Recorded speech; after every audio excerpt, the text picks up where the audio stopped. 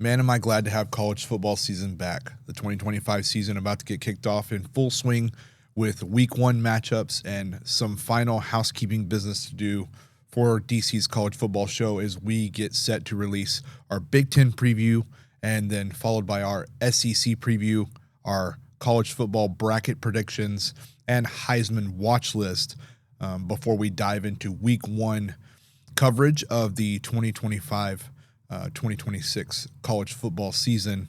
And the Big Ten, one of the behemoths in college football, that conference ultimately hoisting the trophy last year, as it was the Ohio State Buckeyes going on a run after losing late in the season to the Michigan Wolverines. They get hot at the right time. Coach Ryan Day takes his team to a national championship, beating Notre Dame in the championship game, and it was a mixed season for Ohio State, ultimately winning the national championship, but suffering again another inexplicable loss as the more talented team to the Michigan Wolverines to end their regular season.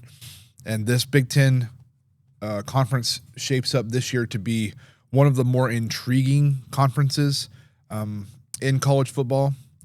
Not quite Big 12 chaos, but definitely a lot of teams that could potentially make a run at Indianapolis and play in the Big Ten championship game. We'll first discuss some of my teams that I think are potential disappointments this year. We'll follow up with my surprise team and then my Big Ten championship game prediction, matchup prediction, and also my Big Ten champion. First, let's go over the odds to win the Big Ten championship, right?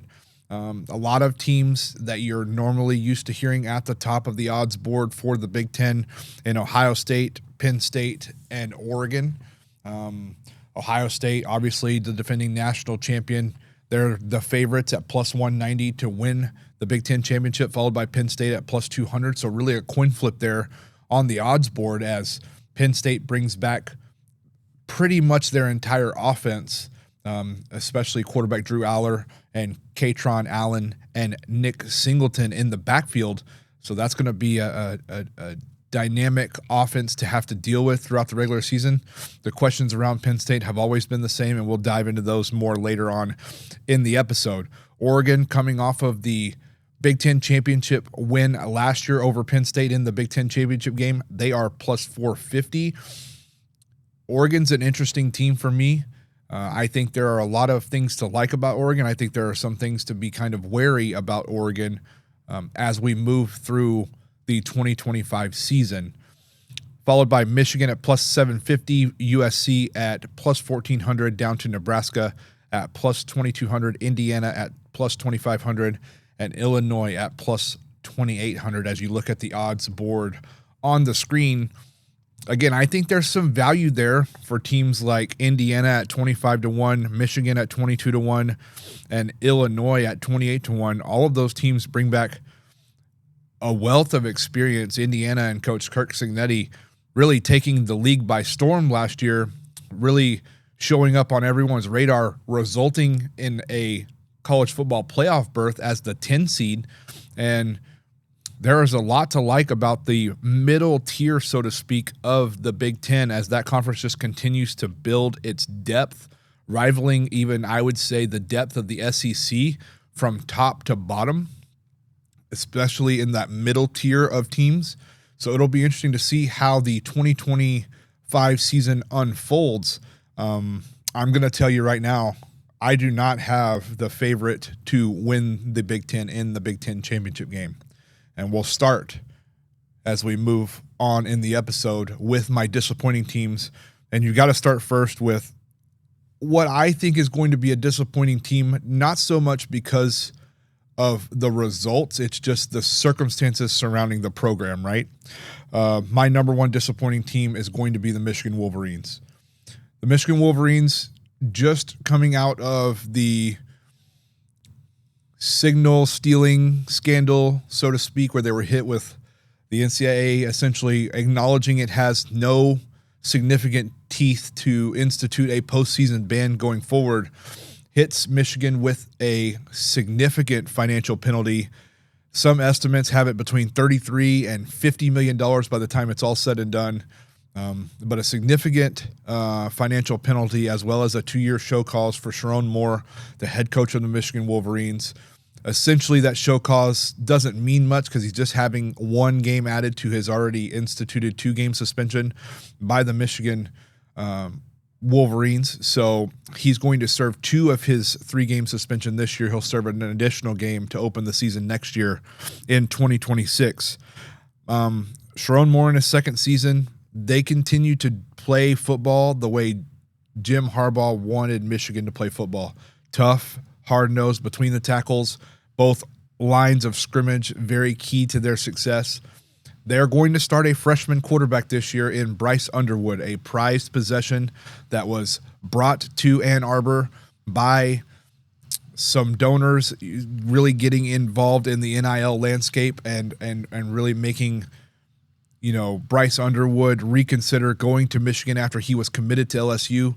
He ultimately decommits and flips to Michigan and will be the starting quarterback as a true freshman on campus. Michigan also brings back a top 5 defense. This defense is excellent. So they're going to continue to be around late and close in ball games this year. The problem that I see rearing its ugly head is going to be the growing pains that come with a freshman quarterback being on the road in the Big Ten or being in close and late games. Again, no one's questioning the dynamic athletic ability of Bryce Underwood. He's going to be a star in the Big Ten. He's going to show flashes of brilliance, and there's going to be times where he's going to make plays and you're going to be like, man, that's just a young quarterback making mistakes. And I think that's what we'll see this year. I think this year is a primer for next year for Michigan. So in that transition type situation, I think that their season is going to be largely dependent on Bryce Underwood's development as a quarterback, Bryce Underwood's development as experience goes along this season. And then again, their season's going to come down to the end of the end of the regular season when they host Ohio State, as the game, as it's called, will be another interesting chapter to that rivalry, as, again, Michigan has not lost to Ohio State since 2019. So Michigan maintaining a lengthy winning streak in that rivalry, and it will renew as it does annually at the end of the regular season. Let's go ahead and look at Michigan's schedule as what I think the schedule will look like and results to follow. They open with New Mexico. That's probably a win. They go on the road to Oklahoma in week 2. That's Sharon Moore going back to his alma mater. He played at Oklahoma. So I expect Oklahoma to get the victory, as that's going to be the first really true tough road test for Bryce Underwood. So Bryce Underwood will have the opportunity to kind of learn on the road in an SEC environment, and that will be a key test for him. I just think the Oklahoma Sooners are going to be in a position where they have a lot more to prove. They have a lot more to protect in their non-conference home field. And the fact that Brent Venables, the head coach of the Oklahoma Sooners, is on the hot seat. So every win is vitally important for Brent Venables and the Oklahoma Sooners. I think Oklahoma gets the victory in week number 2. Then Michigan comes back home for Central Michigan, and I expect that one to be a victory. And then they go to Nebraska to open up Big Ten play, an afternoon matchup, the 4th week of the season on September 20th. I'm going to tell you right now, I'm probably the second biggest Nebraska Cornhusker fan this year in the nation. I think the Nebraska Cornhuskers are going to surprise a lot of people, and we will talk a lot more about the Nebraska Cornhuskers later on in this episode. Then you get to the bye week. Then you have home game versus Wisconsin. You go on the road to USC, Washington at home, at Michigan State, always a tough one. Then home for Purdue, off for the bye week, and then at Northwestern, at Maryland, before you welcome Ohio State to the Big House in Ann Arbor, Michigan. After looking at this schedule, I think, with the loss to Oklahoma in the non-conference, and then you have the loss to open Big Ten play, I think against Nebraska. I think going to USC is a pretty tall task. Again, growing pains on the road for Bryce Underwood. That's going to be the story of Michigan's season this year. I think they take care of business at home against Washington, and I think they actually have a 5-game winning streak when they roll, when Ohio State rolls into town in the Big House. But this is one of those times when I think Ohio State is going to get the best of Michigan. Now that they have won the national championship, I think that the monkey that's going to be on their back to have to win the game and stop this losing streak that they have to Michigan, I think Ohio State's season will largely play as a part of that game. And so I'm picking Ohio State to win the game on Saturday, November the 29th. Give me a record projection of 8-5 for the Michigan Wolverines, and one of my disappointing teams for not a normal reason, but just the growth of a young, inexperienced quarterback. My next disappointing team is the Oregon Ducks. This is a team that went 13-0 in the regular season last year, including a victory in the Big Ten championship game over the Penn State Nittany Lions. And this was a team that was led by a very experienced quarterback in Dylan Gabriel. He ultimately moves on to the Cleveland Browns in the NFL. I have a couple of big questions about the Oregon football team, especially on the offensive side of the football. They were the 1 seed in the college football playoff as the Big Ten champion, then got absolutely housed in the Rose Bowl against Ohio State in the 1-8 matchup in the quarterfinals. So back to the drawing board for Coach Dan Lanning. I think Coach Dan Lanning is one of the brilliant young minds in college football. I think he has the opportunity to really build a legacy at the University of Oregon and be there for quite some time. They're going to start a sophomore quarterback in Dante Moore, who transfers in from UCLA. My biggest question for Oregon is the depth and playmaking ability at wide receiver.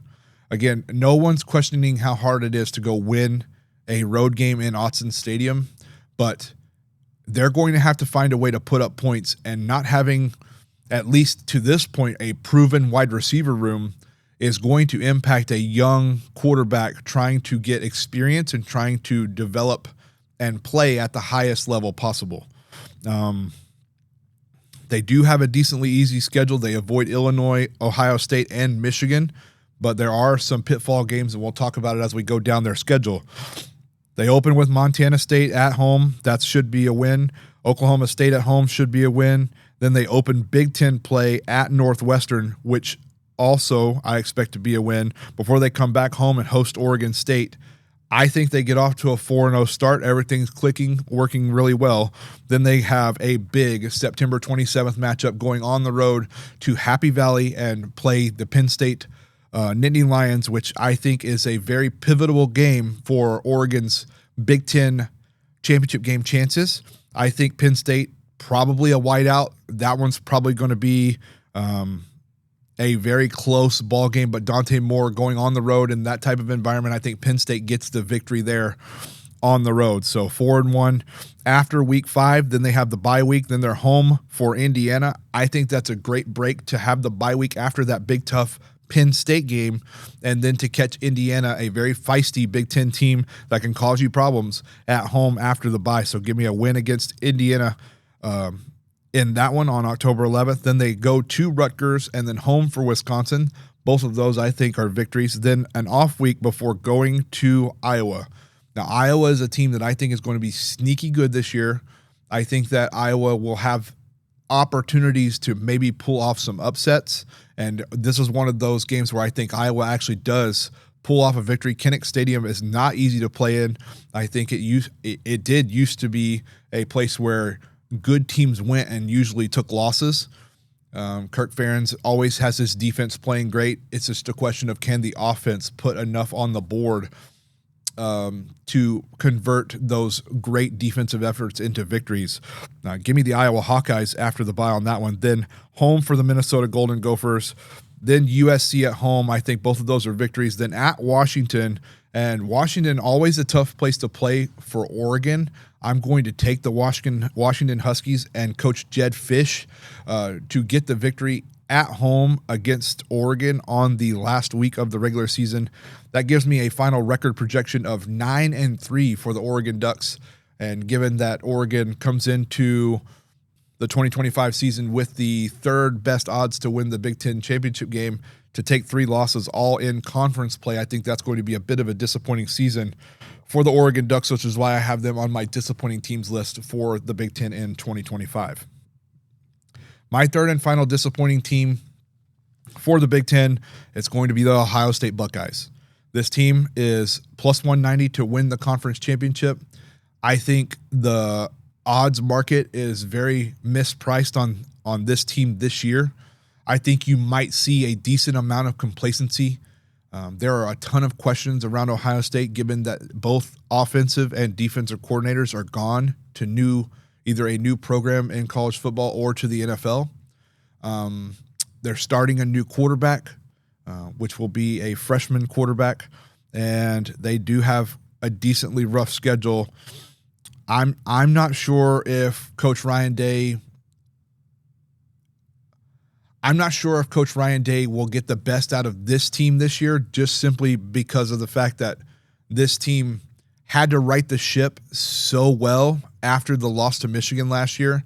Essentially, and this was documented at the time, Coach Ryan Day spoke about this, like that senior class last year had not won against Michigan. So they were left with just one option: go win a national championship to hang your hat on as your legacy at Ohio State. So mission accomplished coming off of the national championship win over Notre Dame, but they get 2025 started off in a very interesting way, as they will host the number 1 team in the country. The Texas Longhorns come to the Shoe to open the regular season this Saturday. I think Texas is a team that is probably the deepest team in the country. They have probably the biggest, not biggest question mark, but the biggest exciting question mark in the country when it comes to Arch Manning at quarterback. I think Texas gets the victory on the road solely because Ohio State has a lot of question marks at the coordinator position. You don't know what that defense is going to look like. They lost a lot on defense last year, or they lost a lot on defense coming back this year. Only 3 returning starters for Ohio State. I think Arch Manning and the Texas Longhorns could put up some points in that game. I still like the under and a low-scoring game, but I think a 24-10, 24-13 type ball game is probably what you're going to see to open the regular season for Ohio State. I think Texas gets the victory on the road in the Shoe. So then they'll host Grambling and host Ohio. Those are going to be 2 victories. So now 2-1 in the non-conference play. Then they'll have an off week. Then they go on the road to Washington to open Big Ten play. This is a very tough situation to put Julian Sayin in to open the regular season. Again, Washington, I think, is going to be one of those teams like Iowa that is going to be one of those pesky teams that could potentially pick off a team here or there. This is a situation where now your first true road test is to go to Husky Stadium and try to get a victory on the road in the Big Ten for a freshman quarterback. Again, there's going to be some dynamic playmakers on the outside. Jeremiah Smith has not left Ohio State, and he will potentially be a Heisman candidate, as we will release our Heisman watch list show right before week 1 starts. But again, can Julian Sayin deal with the pressure on the road? I think early on, just like Bryce Underwood, there's going to be some opportunities for growth. And in this situation, I'm going to take Washington over Ohio State to open Big Ten play. So now 2-2 heading into the home game against Minnesota. I think they beat Minnesota there. Then they go on the road again to Illinois. Again, Illinois, a team that everyone likes this year, a team that everyone thinks could potentially make a run at a playoff bid like Indiana did last year. That's going to be a tough place to play. Ohio State should have the roster to be the better team on the field that night. But if Luke Altmaier and Brett Bielema bring their team ready to play that night in Illinois, I think that's an opportunity for another loss for Ohio State. I'm going to take Illinois in that one. So now we're at 3-3 after week 6, then at Wisconsin for a win.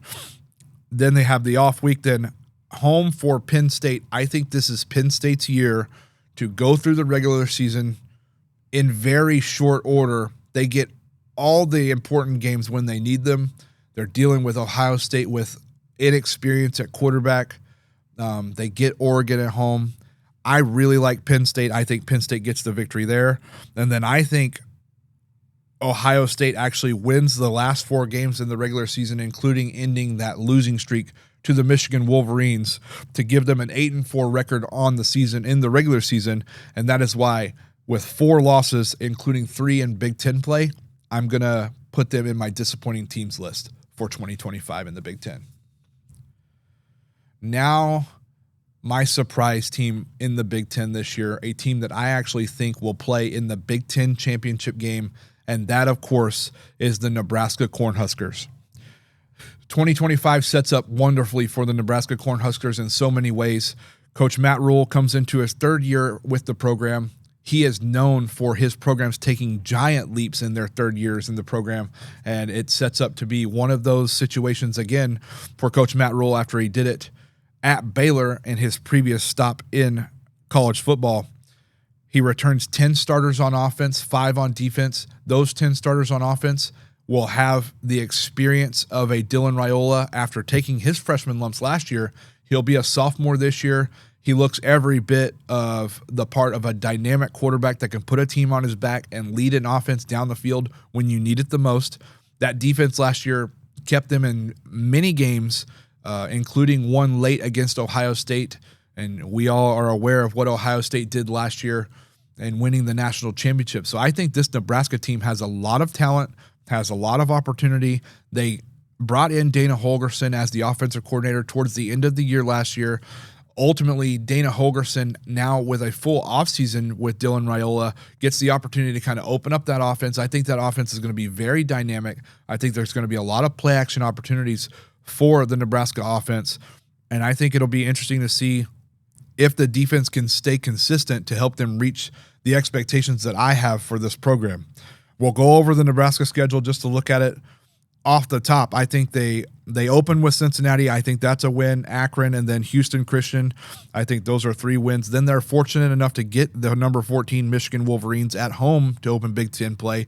I've already spoken about how I'm genuinely on the side of the fence of road tests early on in the season for young quarterbacks are going to be issues.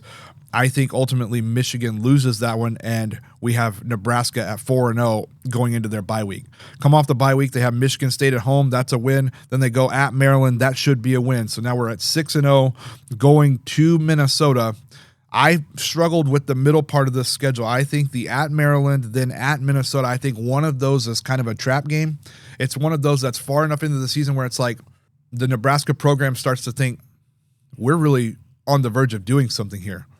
I think one of those games is going to be a reset situation, a situation for Nebraska to not be getting over their skis, so to speak. And so I think that Minnesota is going to hand Nebraska their first loss of the season in week 7, 6-1 after the Minnesota game. Then home for Northwestern, home for USC, then at UCLA. I think all 3 of those are victories going into an off week before they go to Penn State. They'll be 9-1. Actually, make sure I got that right. Yeah, 9-1 going into the off week with an extra opportunity to prepare for the Penn State Nittany Lions. Ultimately, I think they give Penn State everything they can handle. That one's going to be at home, probably going to be a night game. I think Penn State gets the victory there, gives Nebraska their second loss of the season, their second loss in Big Ten play. Then I think they come back home after the Penn State game, a must-have it against Iowa. They get the victory at home to give them a 10-2 record on the regular season, including only 2 losses in conference play, which puts them in my Big Ten championship game to play the team that I think will win the Big Ten championship, and that's going to be the Penn State Nittany Lions. Penn State comes back off of a 13-3 season, losing in the Big Ten, or losing in the college football semifinals. The runner-up in the Big Ten championship game, losing to Oregon last year. Head coach James Franklin in his 12th year comes back with a lot of firepower on offense, including quarterback Drew Aller, Katron Allen, and Nick Singleton, the running backs. This is going to be a team that leans heavily on the offensive side of the football, but no slouches on defense, as Jim Knowles, the Ohio State defensive coordinator that left Ohio State after the national championship last year. He now comes over to Penn State, installing a new defense, and that defense should be every bit as nasty as it has been in the past. The big question on Penn State is going to be, can James Franklin win the big ones? James Franklin is constantly talked about as one of those coaches where if he's expected to win, he's going to win. He's done that excellently throughout his entire career. His numbers against the spread when he's a 7 to 17 point favorite are phenomenal. So he wins games that he's supposed to. The question is, the big ones that he has, can he get those done this year? And if not this year, when, right? Again, they're going to lean on the offensive experience, and we'll go through the Penn State football schedule and kind of look over what I think would potentially be a final record projection for Penn State. They're going to have Nevada to open the season. That's going to be a victory. FIU and then Villanova come to University Park, Pennsylvania. That's going to be 3 victories in the non-conference, then a bye week before they get Oregon at home. That's going to be a whiteout. That's going to be at night, 7:30 Eastern kick. That's going to be a victory. So we're at 4-0 at UCLA, 5-0. Could be a potential close game there. That's going to be a tough travel after the big home date against Oregon to go all the way across country to Los Angeles, California, or to Pasadena, California, and try to get a victory against the UCLA Bruins. But I do feel that Penn State just too talented, too experienced on the offensive side of the football to have a big letdown there. Then they home for Northwestern, then another trip for a potential Big Ten premier program to go to Iowa. Kinnick Stadium. I feel Iowa gets this football game as well. I'm going to take the Iowa Hawkeyes to give Penn State their first loss, again, around the point of the schedule where Penn State starts to feel like they're really, have something special going on. Maybe a couple players listened to too many of the media clips from this show or other shows covering the college landscape. They're hearing too much about how good they're doing and lose focus just a little bit, and that can cost you in a place like Kinnick Stadium. So going to the Iowa Hawkeyes, I have that as their first loss. Then they have the off week, and then off week, big game.